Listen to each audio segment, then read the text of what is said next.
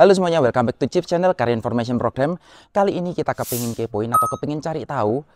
Ini mobilnya bukan mobil baru memang, tapi ini adalah low MPV yang sangat laris. Dan mobil ini merupakan atau bisa dibilang satu-satunya yang bertahan sampai kini dan masih dijual barunya meskipun belum ganti generasi. Mobil apa itu? Ini dia Toyota Calya.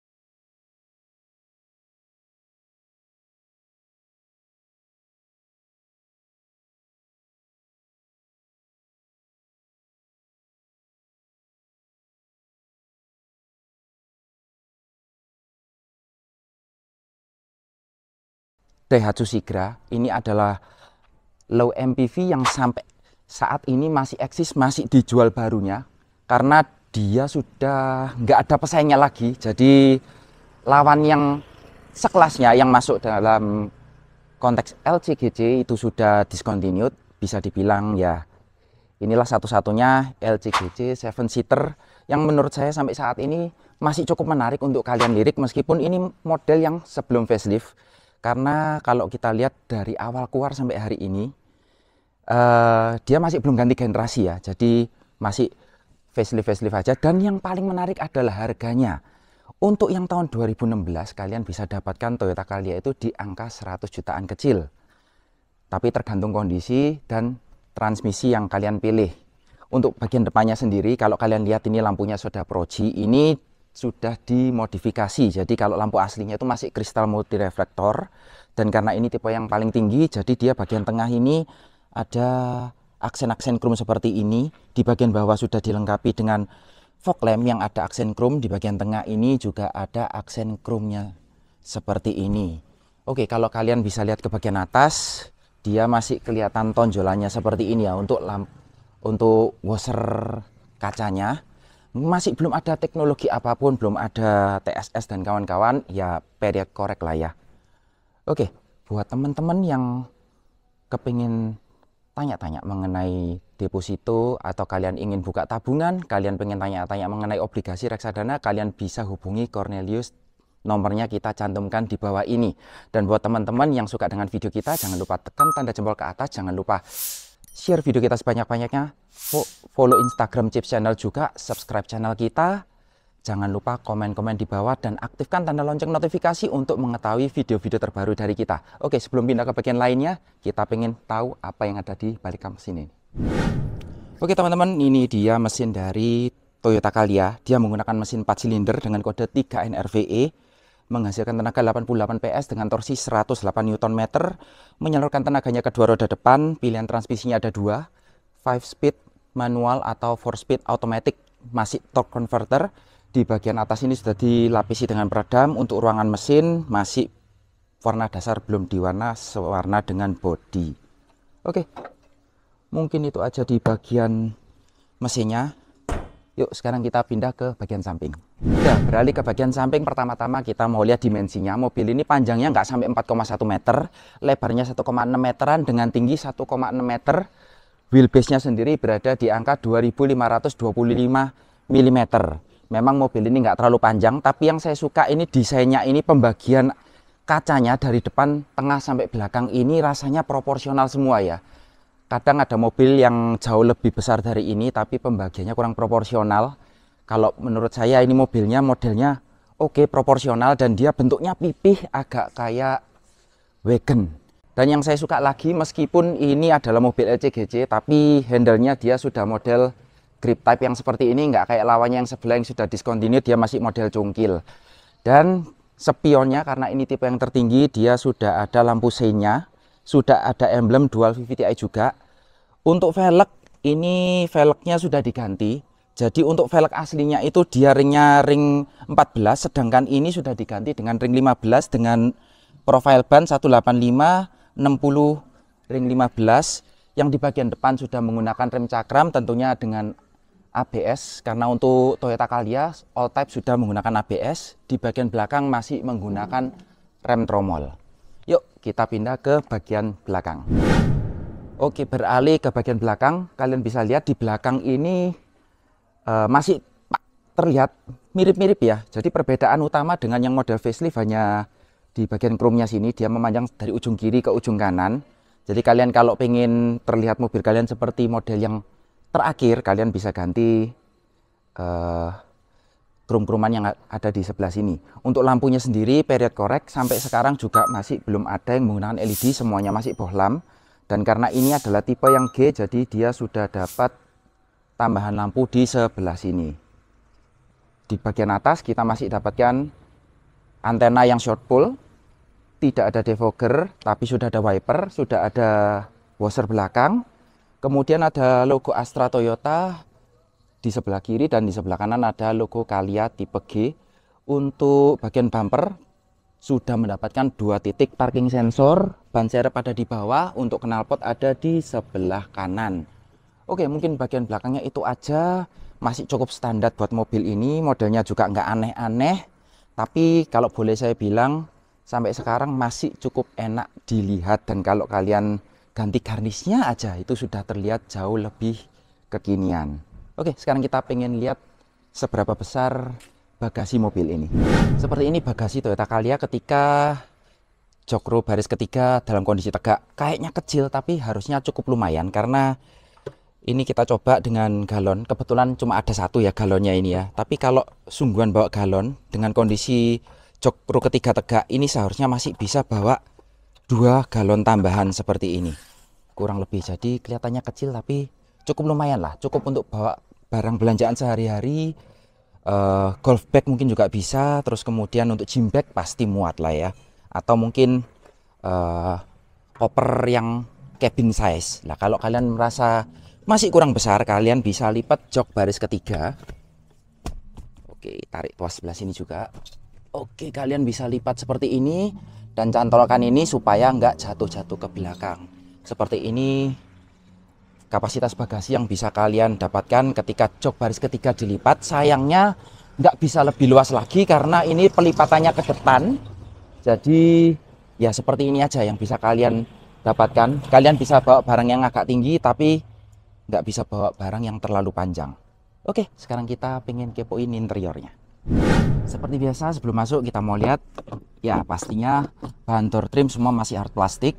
Sudah ada aksen-aksen warna abu-abu, handle chrome. Untuk cup holder dia ada di atas sini, di bawah nggak ada door pocket tapi sudah ada speaker. Yuk kita masuk. Untuk joknya ini hiraukan aja bahannya, asalnya ini fabric, cuma ini dibungkus dengan kekulitan. Di depan ada 2 kantong penyimpanan, aslinya juga ada tapi agak ke bawah ya, nggak seperti ini. Terus yang saya suka dari mobil ini, dia cup holdernya itu ada di bagian atas ini. Jadi kalian kalau menaruh minuman itu rasanya enak gitu ya, pas. Kenapa nggak semua mobil seperti itu aja ditaruh di atas gitu ya? Lebih enak rasanya, lebih premium juga, seperti bos-bos gitu ya minum. Oh, gini rasanya. Oke, bagaimana rasa duduk di bangku baris kedua? Bangku baris depan sudah saya sesuaikan dengan posisi mengemudi saya. Tinggi saya 180 cm.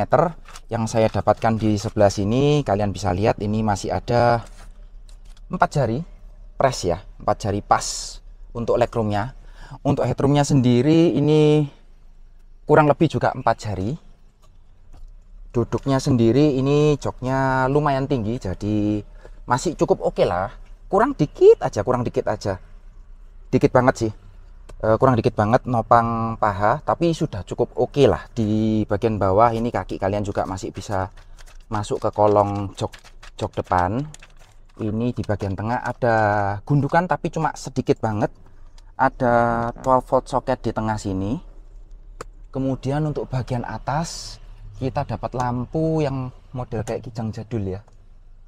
Dapat 1, terus ini di bagian tengah ini dia bukan AC tapi dia blower, jadi dia menghirup udara dari depan disalurkan ke belakang.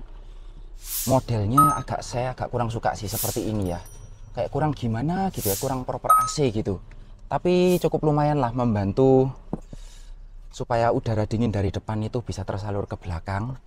Untuk hand gripnya model fix seperti ini hanya ada 3, jadi yang dapat tengah kiri kanan, penumpang depan sebelah kiri aja, bagian belakang nggak ada. Lalu yang saya suka, ini meskipun mobil LCGC, dia ada 3 headrest adjustable.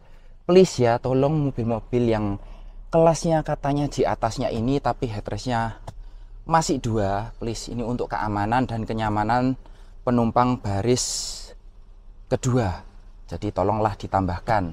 Untuk seatbeltnya sendiri, untuk yang kiri kanan kalian dapat 3 titik dari samping, yang tengah juga dapat 3 titik, tapi dari atas dan posisinya agak mengganggu sih menurut saya. Nanti bakal saya jelaskan ketika coba di bangku baris ketiga. Oke, mungkin itu aja di baris ketiga. Oh ya, joknya sendiri ini yang posisi paling mundur dan ini yang paling maju. Ini masih ada sisa 4, karena kita mau coba bangku baris ketiga, kita bakal majuin.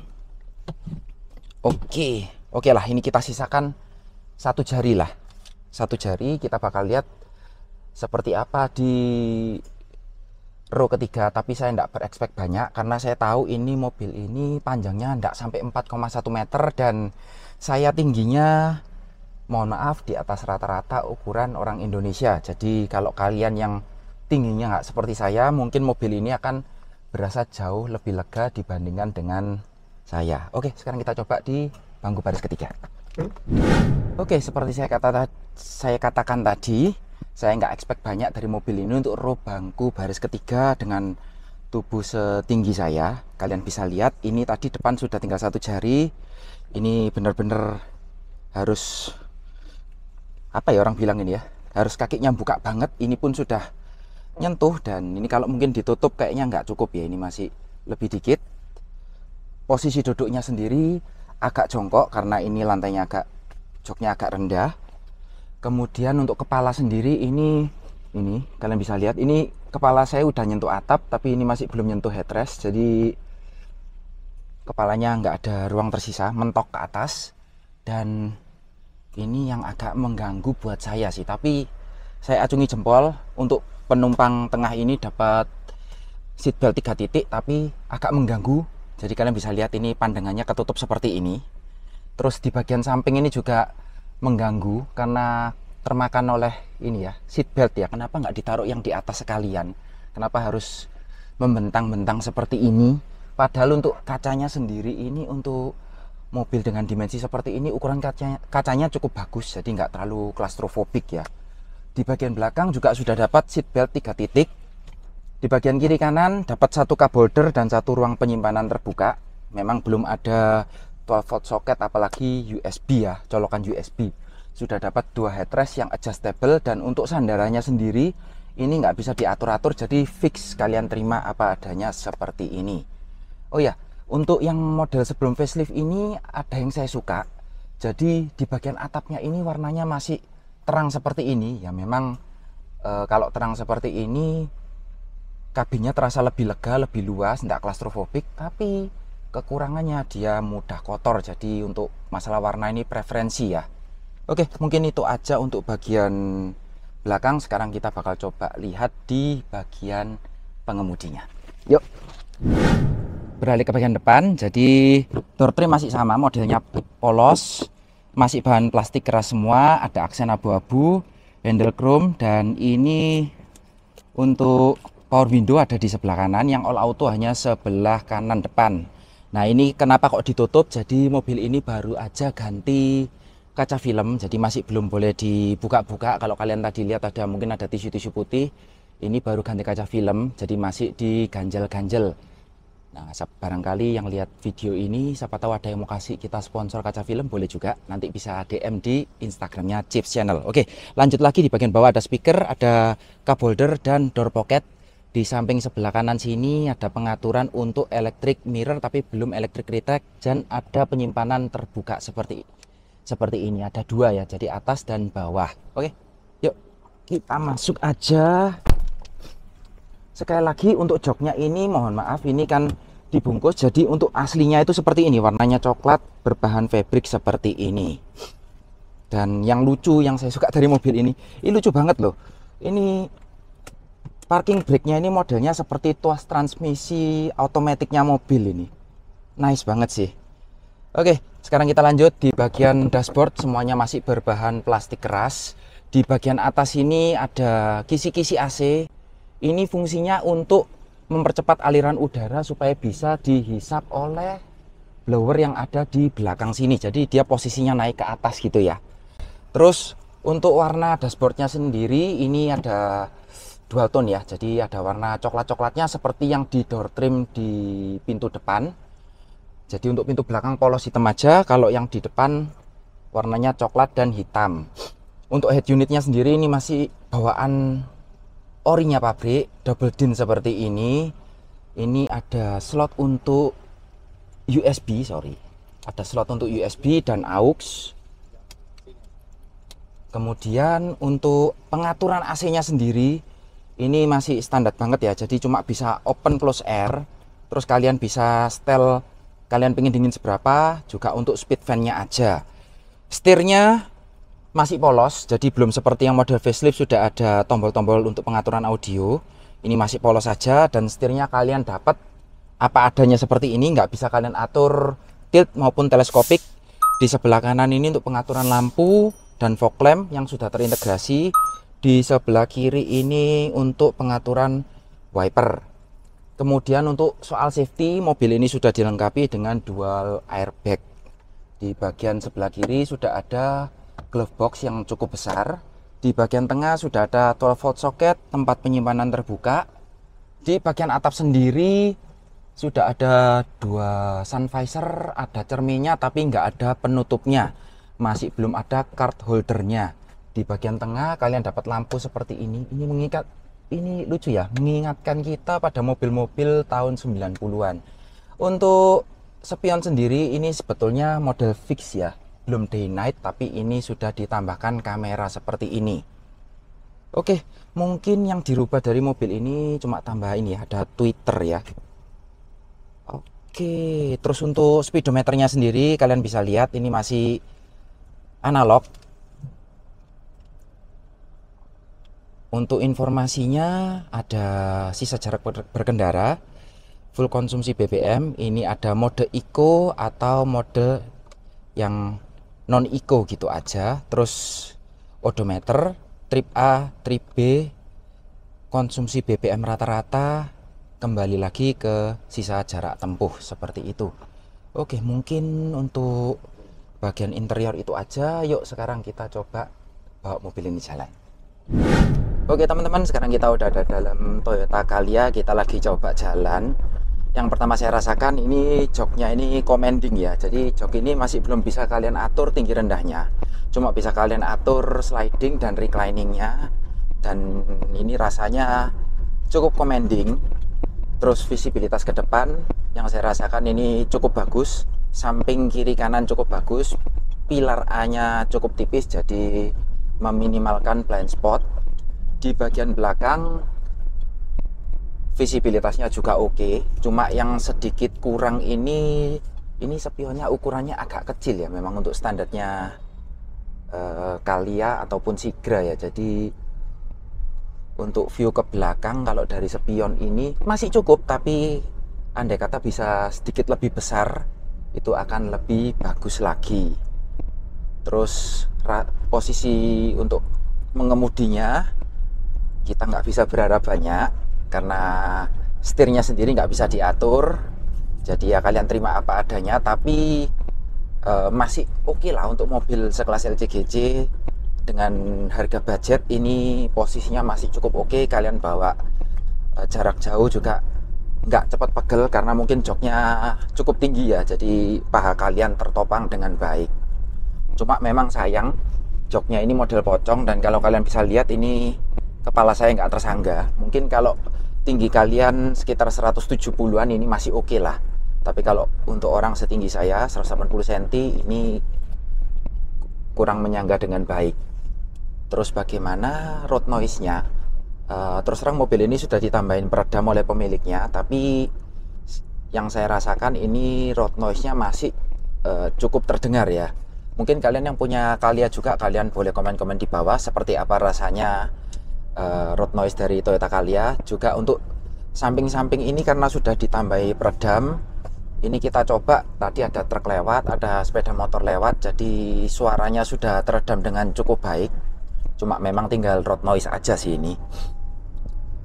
Menurut saya Calya ini meskipun model yang sebelum facelift ini cukup menarik ya buat kalian, terutama yang first car buyer atau kalian keluarga muda yang baru pertama kali mungkin dari biasa pengguna motor dan kalian ingin beli mobil untuk keluarga. Karena mobil ini dimensinya cukup compact tapi bisa menampung sampai 7 orang. Kalau kalian pakai dalam kota, ini pengendaliannya masih cukup lincah, radius putarnya juga kecil. Terus perawatan mobil ini juga mudah. Mobil ini jarang rusak, mesinnya kuat, kaki-kakinya pun juga oke. Untuk mobil yang kita tes ini sudah menempuh kurang lebih 75 ribuan, tapi kaki-kakinya masih oke. Masih nggak ada suara-suara sama sekali. Dan mobil ini nggak cuma dipakai oleh orang pribadi ya, bahkan banyak taksi online yang juga pakai Toyota Calya atau Daihatsu Sigra. Ini membuktikan kalau mobil ini kuat dan perawatannya gampang. Harganya juga masih ramah di kantong. Oke, mungkin kalau kita nemu jalan yang agak kosong, kita mau coba zigzag sedikit. Kita cari dulu lahannya ya, karena ini jalannya masih cukup ramai. Yuk kita coba zigzag, kecepatan sudah 40, kita zigzagin sedikit.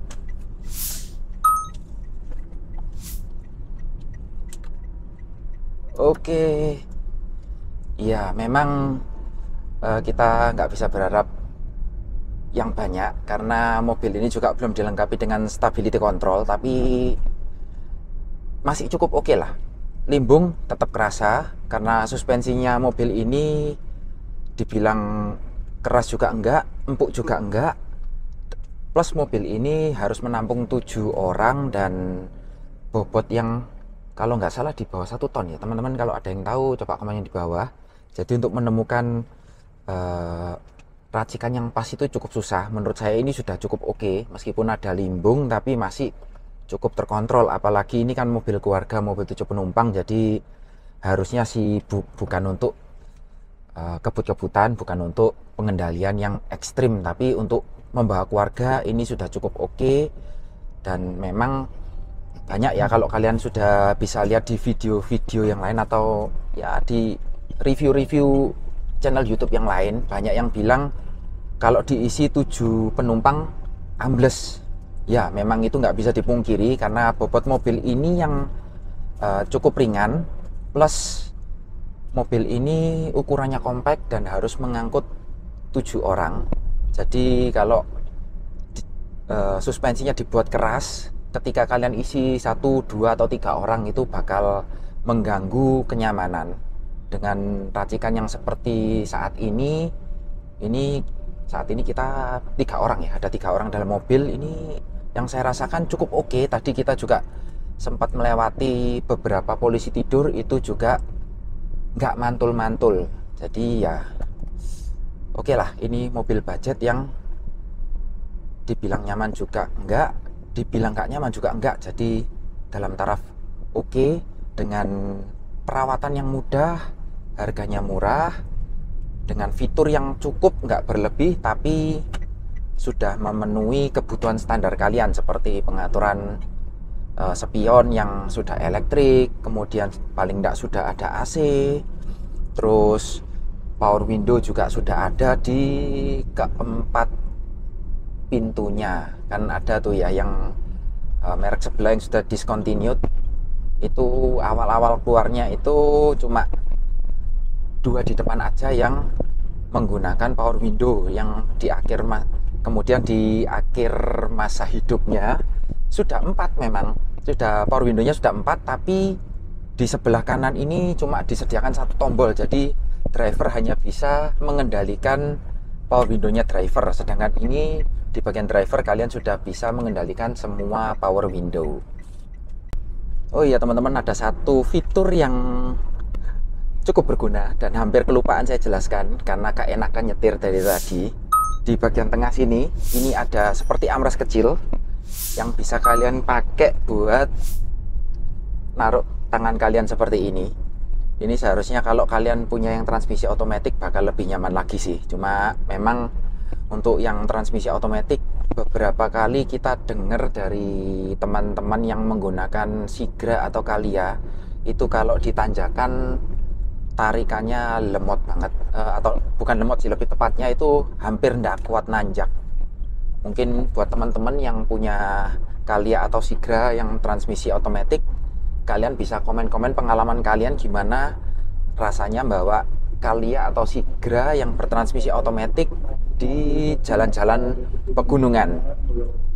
Lalu untuk mobil ini sendiri, kata pemiliknya, jadi di bagian belakang itu, bagian tempatnya ban serep itu sepertinya bawaannya pabrik itu seperti kurang kuat ya. Jadi pada mobil ini kalau lewat jalan-jalan yang agak kurang baik itu ada bunyi-bunyi karena rumah dari ban serepnya sendiri itu agak bergoyang.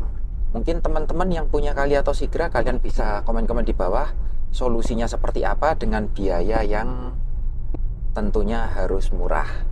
Oke, mungkin segitu dulu. Kita mau coba jalan lagi. Nanti kalau ada update kita bakal update lagi.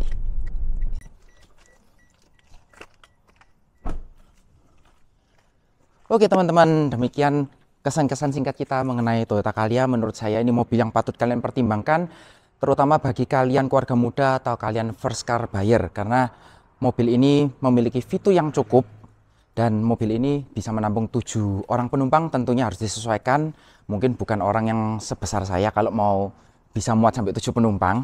Dan mobil ini memiliki fitur yang nggak bisa dibilang minim, saya bilang cukup lah, kalian bisa tercukupi. Memang semuanya masih terlihat kayak konvensional ya, tapi dengan kondisi seperti ini pastinya mobil ini bakal tahan banting, perawatannya mudah dan murah. Dan mobil ini juga sudah dilengkapi dengan seperti fitur gimmick ya, quirky fitur seperti